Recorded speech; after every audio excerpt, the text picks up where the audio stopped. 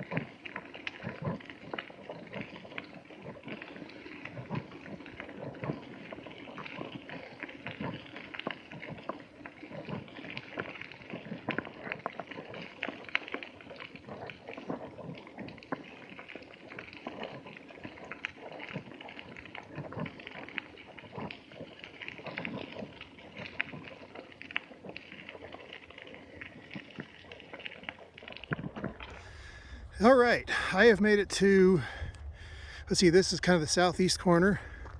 The road here looks like it bends. It goes back down to the west there.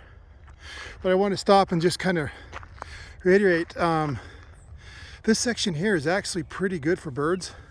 I didn't stop and really pay attention to all the birds that were in the trees on this section here. You can see all the trees on the right hand side, but there was quite a bit of them. I know I was seeing a lot of northern flickers and a lot of smaller birds. I don't know if they were warblers. I know there's some sparrows in there, but there was all kinds of other birds. I could hear them and see them as I was driving by.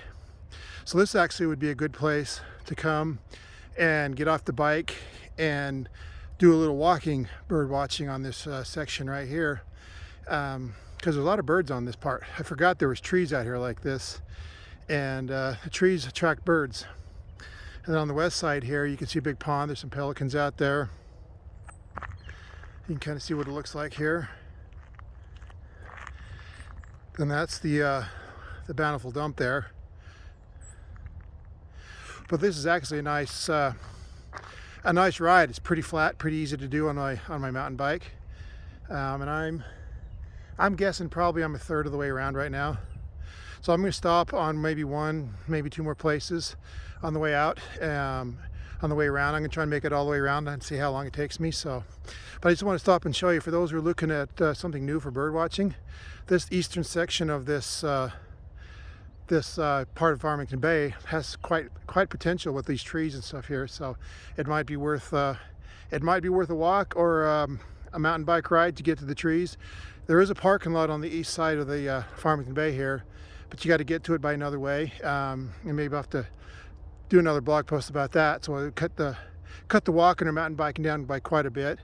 But either way, this is one of the better places on the Farmington Bay for kind of like songbirds and stuff, with these trees. So okay, let's get back on the bike and try another section.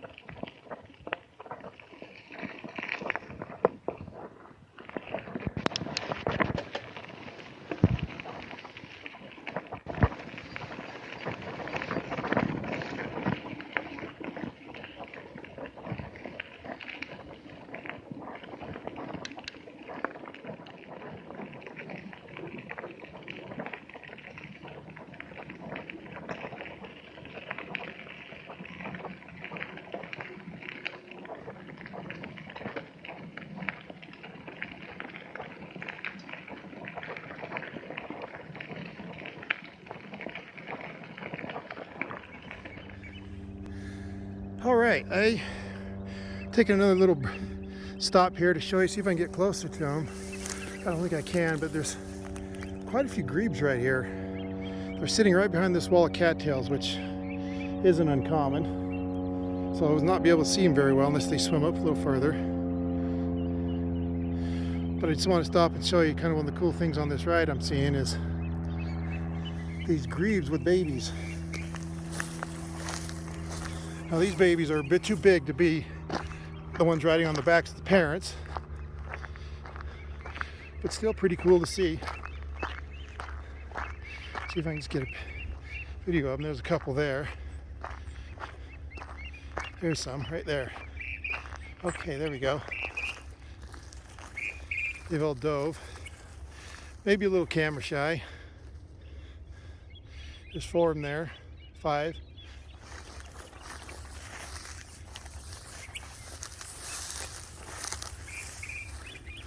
Quite a few of them over there, and there's quite a few further down I can't see. So this is the time of year to see the grebes and their babies almost developing, so it won't be long before they start migrating out.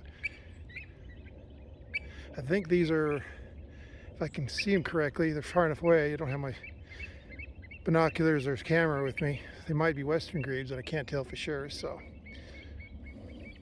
but that's something cool. I thought I'd stop and show you. Big family of grebes here that are still hanging out of Farmington Bay. So let's get back on the bike here, and I want to hit at least one more spot here if I can before the camera battery dies on me. So let's get moving.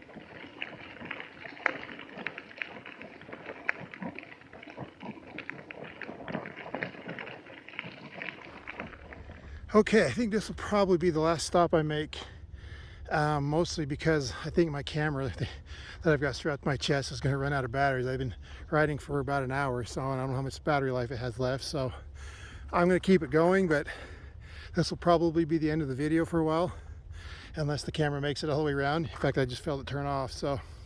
But you can see I'm about halfway around.